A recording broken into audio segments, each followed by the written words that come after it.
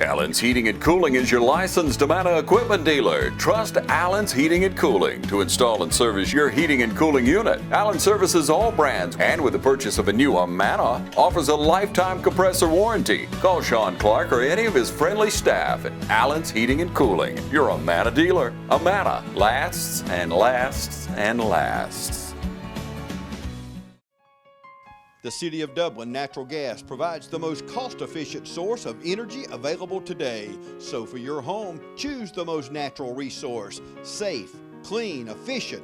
All new subdivisions around the Dublin area have natural gas available. Start reducing your energy bills today with Dublin City Natural Gas Department. Natural gas, the smart choice. Call 277-5048 today and let us help you start saving today.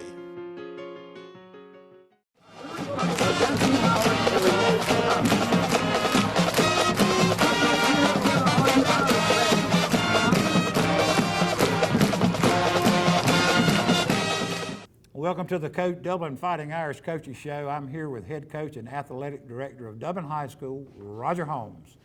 Coach, second game of the year. Normally we're still playing a non-region tilt. Right after our Dodge game, we just go ahead and jump into region play and have a battle down to the Alamo. Battle in Alamo. Battle at the Alamo down there, and we talked last week about they had folks number 1, 2, 3, 4, and 5 that were going to give us trouble. I think number 1 gave us some trouble down there. I was not able to attend the game. It's the first one I've missed probably in 4 years. I did get to see some of the huddle highlights though. Offensively, it looks like we had a really good game plan. You did a great job spreading the ball around. I noticed all running backs had almost identical carries. J.T. Wright, who really busted on the scene, I say last year, had 2 touchdowns rushing and I believe 1 receiving. He did. He had a good night from that standpoint. Ran for over 100 yards, I think, on 10 carries. The guy that was probably our offensive player of the game was our fullback, Jeremiah Green. Jeremiah made, I think he was somewhere in the 90 yards maybe, rushing. 92 yards and had a touchdown, I believe. And it was a touchdown where he had no blocking on the initial spot where we wanted to run. We tried to run a trap up inside. They were pinching people inside, and we didn't execute real well on our blocking. And he bounced out of the pile and ended up taking it for a long run and a touchdown. But the improvements that Jeremiah made from game 1 to game 2 was substantial. He did a really good job for us there. We made a change midweek in our offensive line. We decided to give Nasir Johnson, a big sophomore in there, a chance at center and moved our center, Caleb Hall, over to our left tackle position. So that was a change in there. And although Nasir had a good night, we think he did some very positive things. He had a few mental errors on assignments. Hopefully he'll get better with that. I really like that young man. I ran into him in town, and just things that happen in small towns, Class A schools. I ran into him in town, and I looked up, and I kept looking and kept looking. I was like, my God, this kid's huge. And he started a conversation up with me. He noticed I had on the shirt. And he started a conversation up with me, and they always ask me, "Are you a coach?" You know, and I'm like, no, you're a player. You're a player. You know, most of the other kids ask me, "You're a coach," and I'm like, "No, I'm associated with the program." And got to talking to him, and well-spoken young man, well-mannered young man. I think I talked to him a little bit last week, but it's good to see him start fitting into your program. He's making strides. He plays a lot of snaps for us in the defensive line. In there at defensive tackle, he's about a 6'4", 265 pound young man, and he's got a lot of potential. He's got to kind of get that mental hardness about you that a lot of times, quite frankly, it's hard for sophomores to have that. It takes a pretty special sophomore to have that mental toughness that you appreciate in a really good high school football player. Yeah. But that comes with experience. Well, you get to that wall, and at some point you got to break through it. And that's where he is right now. And then obviously we went into the game with our tight end, Jaquan Willis, was held out of action because of the COVID issues. So when you look at it, we were 3 different offensive starters up front. But you had a good game plan, I think. Well, I think, we were never behind in the game. I don't think. The real issue, I think, was for us the other night were multiple penalties. I think we had 12 penalties called on us. A couple of them were somewhat questionable, in my opinion, a couple of holding penalties. But what you see from a film angle compared to what the official might see could be different. I don't think the game was called poorly. I'm not insinuating that. But we had 12 penalties, and that stymied a lot of things, But from the offensive standpoint, it's what we told our players. We graded out very poorly. In grading out assignment, execution, and effort in all 3 categories for each player, our execution is nowhere where it needs to be close to that. Our effort grade is still substantially below what we think is a winning level. That needs to get better. That's got to get better. Right. I think some of that has to do with the on and off that we've dealt with the COVID. It's not an excuse, but it is a reality. Let me ask you this: what versus the first week? What did you see in the conditioning during this game? Well, did we cramp as much? No, I don't think we had any players leave the game due to cramps this time around.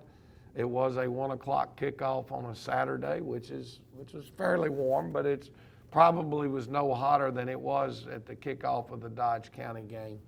And our young men made it through it, but I'm not sure that there wasn't some of this what you might call pacing going on. And pacing is never a good thing in the game of football. You go full speed every play. And if you need a blow, you get a blow. Right. You can't take a play off when you're on the field. And we've got to get better with that. From a defensive standpoint, was disappointed in our physicality. We did not put our face mask on people and strike. And if we're going to be a good football team, being physical, there's no substitute for it. That's a Dublin tradition. Well, it's any good football team is going to be physical and run to the football and hit people. And that is probably the most frustrating thing. Now, again, the question is always why. Okay, why are we not being physical? But I think Coach Collins dialed up a good scheme defensively. Oh, I don't think there was ever anything wrong with our scheme, but you have to run and you have to tackle. Right. Okay, and because of the situations that we have been in, we have not. Our kids, quite frankly, have only gone full speed against full speed offense 3 times this year. Right. And that was the scrimmage, the Dodge County game, and the game the other night. We have got to, because of the in and outs, the COVIDs last week, half your team is in T-shirt and shorts, half of them are in shorts and shoulder pads. Some of them are in full pads. You can't line up and go through a normal type practice. So well, let me ask you this: we're early in the week of the Swainsboro game. Will be our 3rd game.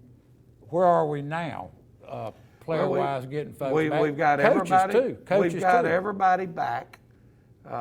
in that standpoint. Everybody is back. We're getting close, we think, to getting David Folsom, who was our starting wide receiver coming into the season and a defensive back for us, hurt a knee. He has been able to get on the practice field and start doing a few things for us, but he's not cleared and ready to go. He's kind of in that reacclimation, reconditioning, doing some things, running some routes, but no contact. So that's going to help your defensive side of the ball and it with helps, his experience, I think. It helps with special teams because he's an athlete that can run and do things in space. You know, we did get caught last week where some of our starters, due to the COVID situation, were having to assume, on top of being a starter on offense and defense, they were having to assume some responsibilities in the special teams. And so hopefully we can get some normalcy back. We can get into playing football the way the game is supposed to be played and the way it's supposed to be practiced, and this team can continue to improve. Well, speaking about special teams, which is you work every week and take a week during the summer and work entirely on it. Well, we normally do. This year that week got cut out because we were gone for COVID. But you had a big field goal. John Potter, you know, got a chance to get in there and stick one up in there and got one out for and that was huge. 34 yards there in the first half to keep us on top. There. So it was good to see him being able to count on him. Because, you know, the later it goes in the year, it looks like we may have some close games. Oh, there's no question. It's going to be huge to have a kicker like Potter on special teams that possibly can deliver for us later in the year. You know, so well, I think it'll be a time to take a break, and then we'll come back and talk about Swainsboro maybe, or see some highlights of the Wheeler game. Thanks.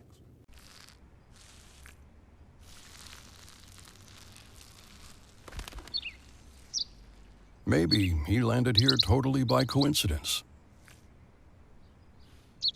But if by chance he's admiring your fresh coat of Benjamin Moore soft sky blue, well, that's a pretty high compliment. Coming from an expert.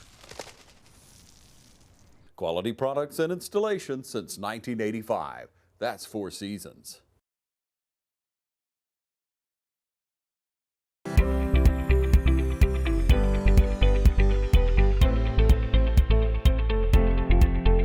When your ability to get up out of a chair, stand, walk, and do routine activities without hurting every day, having to take Tylenol, Motrin, or leave to get through the day, then it's time to come see us. Again, if you're avoiding activities, you're not going to do things with your friends or your family or your children, then you should not let it impact your life like that. We have things from medications to injections to surgery. A lot of people, I think, are scared to come see us initially because they're not ready for surgery. 85% of the people that I see in my office, I'm treating with something other than surgery. It's that small group of people at the end of their disease that are getting knee and hip replacements. So don't be afraid at least to come and let us check it for you.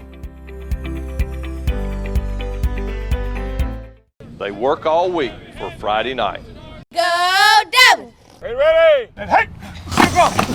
And when you call, click, or visit Dublin Chevy Nissan, you'll see our teamwork in action. Let me put your dream in your driveway. Let's take a test drive. The right vehicle, the right experience, the right dealer.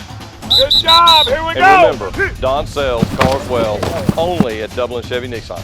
You'll score a winning deal every time at Dublin Chevy Nissan. Community Bank of Dublin Lawrence County is here to help with all of your financial needs. Our team knows what it takes to make life easy and convenient, and will help you get set up with our mobile and online banking. We founded Community Bank on common sense banking and a dedication to help people just like you. Our loan officer, Gail Rainey, and branch manager, Amy Thompson, know what it takes to make life easy and convenient and can help you with loans with almost everything. From your automobile, home, land, or any financial goals you have, come visit us today. Community Bank of Dublin, Lawrence County, where common sense banking never goes out of style. All right, we're back with Coach Holmes here with the Dublin Fighting Irish Coaches Show. Coach, you want to go through some highlights of the Wheeler game? We've got a few clips put together here, and let's go ahead and we'll take a look. And this first one here, there's not a great deal to this one, other than it's the opening kickoff of the game, and John Potter knocks it into the end zone, okay, for a touchback, which was kind of huge for us right there. Anytime you can start the game with that that type of mentality, you're off to a good start, okay? Here's play for those guys. They're coming out and actually they're attempting early in the game, okay? They're gonna go with a fake punt, and they have the guy available, but that's a choice that they chose to attempt right there early in the game, and going to try to make a big play. Snap's not great, pressure's on the punter, and although the receiver is open, the fact that our kids are getting after it on the punt block, he wasn't able to execute and get the ball to his receiver, and I thought that was probably a good call on their part. Really nice pressure. If they were able to execute it, but then for us, it was a matter of our pressure that we applied. Here's Quay Ashley running the jet sweep. Two big runs in the first quarter by Ashley also. Yeah, and we felt like here our timing's not where it needs to be. Our play side guard who's pulling right here, if you see the corner is set the edge, we'd like for that guard to be able to cut up inside of that, allow the back to make his decision to go inside or out. However, sometimes the thing that you got to like here is how Dez comes through and finishes off that block and gets in on the next one. So a great effort play, maybe not as good on our execution as we would like, but a heck of an effort. Come right back on the next one, and we're going speed sweep into the split inside, okay? And JT Wright sticks it in the end zone and ends up with a big play. Now, the fact that they took a gamble and weren't able to execute gave us the ball on a short field and gave us an opportunity to jump out to an early lead. Next drive offensively, we're coming back with the jet sweep again. Our fullback does a pretty good job. There's Des Gilbert out on the perimeter again, dropping his shoulder pads and doing a great job. People hear me talk about execution all the time when we're watching the show. If they take a look, for example, right here with our fullback, when he's leading outside and he's turning up, okay, the key is putting his head on the outside. In the right place. So you can finish that block, and if we watch him come right here, his head is on the inside of that young man, okay? That's an execution thing that hopefully that we can get better at as we continue, because if he gets his head on the outside, now it's pinned, okay? So if you continue to watch that play and that guy get off, he did not make the tackle, he was in a position to make that play. So that's just some of the things that you hope in your football team is going to get better at as we progress through the year. There's nothing wrong with that effort. And it's a difference of putting your head a foot in a different spot is a difference maker in your ability to come up and make plays. This was a huge sack, created a turnover, created a fumble, okay? Our defensive end gets pressure.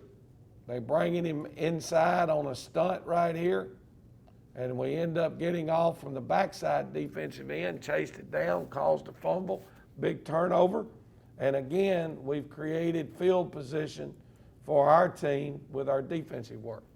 Here's the field goal opportunity you were talking about from John Potter. It's a 34-yard field goal attempt. Thought our execution was really good. The snap is where it needs to be. The hold is down. The timing's good. John knocks it through, and that probably would have been good from about 45. Yeah, that was deep. Yeah, That was, I saw it. So we'll get one more look at it here. It had good height on the football. He struck the ball really well, and that's a weapon for us. That John has the ability to do that. So that's probably good from another, at least 40. Right. At least 40. So big play for us right there. Now we go back with a kickoff. They broke a long kickoff return on us, and we're using our 10 o'clock lob here. And again, this is an execution thing. We get the ball on the ground, but we're late getting off on the kickoff coverage, because that's exactly what you want. If that thing is on the ground, you got a bouncing ball and you got an opportunity to get on it. But perfectly placed kick out of John in that situation. Right, where I've seen before, those kicks will go out of bounds, Yeah. and then they get it on the 35. I think he Exactly. Potter had a good game for you. Potter did well in all of his place kicking duties. He really did a good job. We had a misunderstanding. We wanted to drop out a little squib kick one time, a line drive squib down to about the 20, and he bounced it up there to the front line. But hopefully we've got that fixed. This is Quay Ashley on defense. They try to throw a quick screen, and Quay's out here at the strong safety position right here. He reacts very quickly to the quick screen, makes a nice tackle for loss. Like to put a little more thump into that tackle, but again, is a nice tackle and a good play. This should be Jeremiah Green. We mentioned the trap play that he ended up scoring on. They pinch their defensive tackles down inside and cram it up, and Jeremiah just hits it himself right there and breaks the tackle, and then has the speed to outrun them to the edge, made a little move right there, and put the ball in the end zone. And Pretty good move for a little fullback. Yeah, it was an excellent move, and if you look, there's less than a minute to go in the half. There's 56 seconds left. So we needed to get those points right at the end of the half, and that gave us the opportunity to go in 21-10 at halftime. Like I said, I don't think we were ever behind in the game, but it was a battle. Well, you never knew that it was over. It was a battle. We led the whole night, but they were competitive. They kept things going. This is Quay Ashley again on a nice run, cutting it back across the grain, as they did a pretty good job of forcing everything outside. I think this is probably going to be JT Wright, picking it up right here on the boot screen. No, I tell you, that's the Z-back sweep. So we were able to get the perimeter again. That was a huge thing for us the other night, was being able to get the balls and be able to get outside. Well, you got your 20-yard runs when you needed them. Well, no question. And all right, here's the screen. JT gets a nice catch. The linemen are out in front. Caleb Hall does a good job of executing and picking up the inside pressure coming back. We'll get one more look at it. Now, we missed a block up inside. They lined up in a different look, and they brought a Mike linebacker on a blitz, and we didn't pick it up. He almost got there quicker than we needed somebody to get there in order to set up the screen. But a big play for us with JT. He has got the vision when he catches that little screen out there to make somebody miss. He's got a natural ability to handle the ball out in the perimeter and do some really good things. Now there's gang tackling that we didn't see much of. We didn't see much of that the other night. We're in a little different defensive package here. They went empty.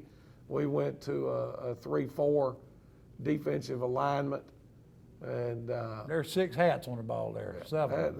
That's good, solid team defense for sure. Now again, this is the second time we've seen them in the red zone. Okay, they're on about the 24-yard line, and we need a play. And all of a sudden, here it comes. We get pressure on the quarterback, and we force him into a situation and get a turnover. That's big. Desmond Gilbert on the recovery. But the pressure, again, comes from our defensive front that ended up creating all of their problems. The four-man rush. Who's that on the end there? I think that's Ramonte Doherty. Right. Okay, and then we get a cleanup from second. Pressure there with a great effort. That looked like Dennis Wilcher, our other defensive end, ends up creating the turnover. This would be Dennis up top right here at defensive end. We can continue to watch his effort. There he is. Now he readjusts. Quarterback didn't get rid of it, and Dennis did a great job of getting the ball out, and then Desmond Gilbert scooped it, and lineman's dream. Your entire defensive line made that play. Made the play with our up front people. There's just a poor execution on their part. Just mishandled their own handoff. Now, I mean, I think it's maybe a 10-point game right here, and it's fourth quarter, and things are pretty tight. We need to make a play, and they give us some motion to force us into a different look, and now here comes the jet sweep, and there's Quay Ashley right where he's supposed to be, executing from a defensive side the way we would like. 3 men on that tackle there. Yep. And I think right here now Coach has brought a little bit of pressure. They throw it up, and there's Trey Baldwin with a nice interception right there, and I'm thinking, just get down, you know. Don't get it knocked out and turn it over. Just we've got the ball back and a chance. Now it's 3rd and 4. We go to the jet sweep, and good there's blocking. JT Wright getting out on the edge, and that was really the first time in that game where I felt like we were in a position that to close it out. That if we'll just execute, we can close this thing out. And again, the same look. We went unbalanced, but we ran away from our unbalance.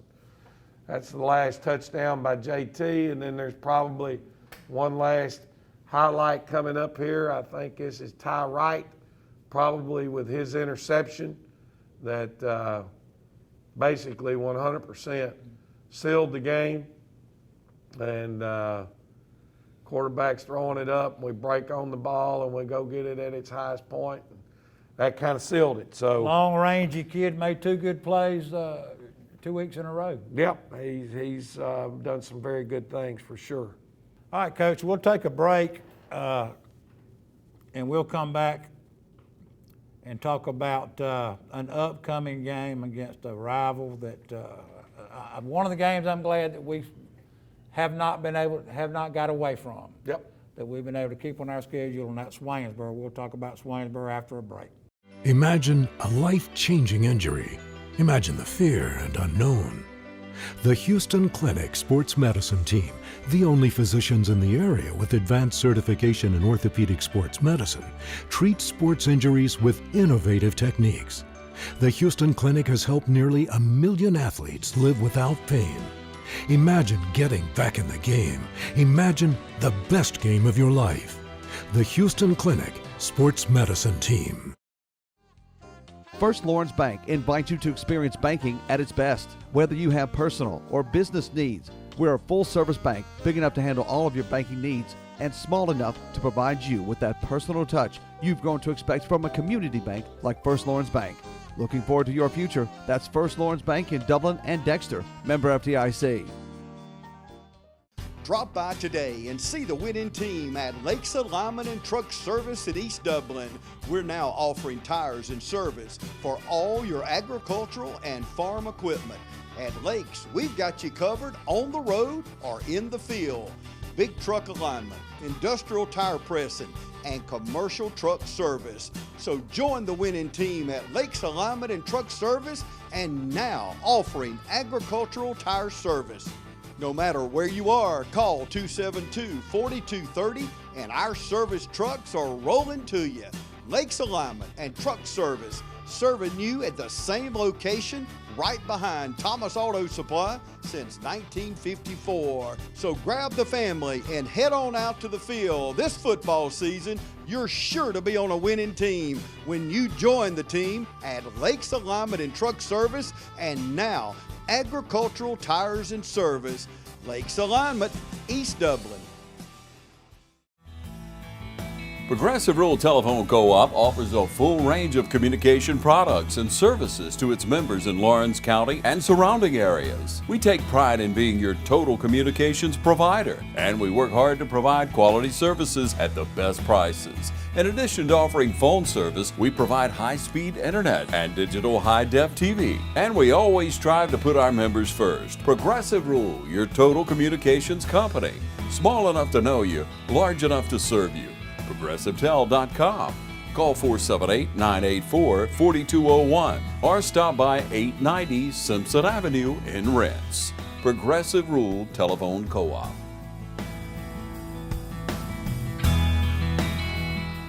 Then we're back with Coach Holmes at the Irish Coaches Show. Coach, like I said, we've got 2 games under our belt, a non-region tilt against Dodge, and then we come back and have to play a region game. And now we're going back and playing another non-region game before we play, I think, 7 region games in a row. Correct. To finish out our schedule. You've got to go over to Swainsboro, another away game. A really difficult place to play. I think the folks here, our fans, and I know their fans too, enjoy this game. It's one of the ones we did not want to get away with when we had to do scheduling changes and things. It's been one of Dublin's longest rivals. Dublin and Swainsboro have played more than any 2 teams Dublin has played against in the history of Dublin football. So yes, it is our longest, or I don't know about number of years in a row, but it is our rival that Dublin has played the most in the history of the school. Right. I've got friends over there, and I'm telling you, I go back and forth with them on the phone, texting, on Facebook, and different things, probably more than any game. Yep. You know, I've looked at the whiteboard, and it looks like that they've got a fairly young team. I think they are fairly young. You know, now the big thing for them is they're fixing to play their 5th game of the season. Right. And so they are a seasoned, middle of the season type football team right now. They're, I guess they're 2-2. They beat Jefferson County. They beat Southeast Bullock. Well, they're 3. They've won 3. They may have already played 5 games. Well, if you beat they Jefferson, lost to Metter. If you beat Jefferson, you've beaten somebody. They lost to Metter, and Jefferson may have been a scrimmage. I'm not. I know they lost to Metter. Okay, they lost the other night to Waco, Washington County, but they had a 13-point lead going into the 4th quarter. They were basically all Statesboro had to do was just run out the clock, and Statesboro has a win. They fumble an exchange with less than a minute to go in the game. Swainsboro gets a touchdown right at the end of the game and pulls that one out from a game that looks like they're going to lose. They pull out a win. Well, it's a 5A school probably. Yeah, and so at the end of the day, you're looking at a football team that is going to spread the field from sideline to sideline. They're going to use a lot of trips formations. They have a tremendously athletic quarterback and another running back slot receiver that can absolutely fly. You know, their offensive scheme is based a great deal off of all the jet sweep. I think the senior, they've got a senior wide receiver out there. Yeah. That seems to have, he's done a lot of things this year already. Well, they're very athletic in their skilled positions with a lot of speed. They're not throwing the football as much right now as a typical Swainsboro football team has done in the past. Defensively, athletic. And what I'm saying is couple of their D linemen are in the 240 range. And they get after it. But they run. They get off blocks and they chase the football. They appear to be as good as anybody we've played with their defensive front and playing great technique, playing with their hat in hands and squeezing and taking away running lanes because they're not just running upfield and creating some issues there. Similar to that Dodge line. Very much, very similar to what Dodge County was. So at the end of the day, you know, our abilities to maintain blocks, and maintaining blocks as much as anything has to do with two things: head placement and feet working after you make contact. You know, that's going to be big for us from the offensive standpoint. Their kicking game, it goes back again to those skilled kids that you're putting the ball in their hands out on the perimeter. We've got to certainly get some things corrected in our punting game. Been very disappointed in our execution and the way we've handled our punts in our first two games. Our fans, they wanted us to let them know that all tickets are available at the gate. They're not doing any type of pre-sale. They will not require you to have a mask to get into the stadium, although they say they highly encourage you. They prefer it. To wear those masks. And if you've not been there before, when you turn in the gate there at the football stadium, there is a dirt road, if you will, that immediately turns back to the right, and it will be marked. That's the visitor side of the stadium. And there is a gate there. There's ample parking for the visiting crowd to park on that side. It makes it a very short walk to get into the stadium. And so they have a visiting side entrance as well as a home side entrance. It's a great place to play a football game. Like I say, you take that right when you come in off the highway, take that right down a little dirt lane, plenty of visiting parking back there. There is a gate there. Great concession stand over there. We're always well treated when we go. It's a great atmosphere to play a football game. And the last several years, even with the dominating teams that we've had, it's still been a battle when we go over there. Oh, Swainsboro, Dublin get together. It's going to be a good football game. Right, Coach. Well, we've had another great show coming off a victory down, like I say, at the Battle of the Alamo, and we'll be back next week with some Swainsboro highlights.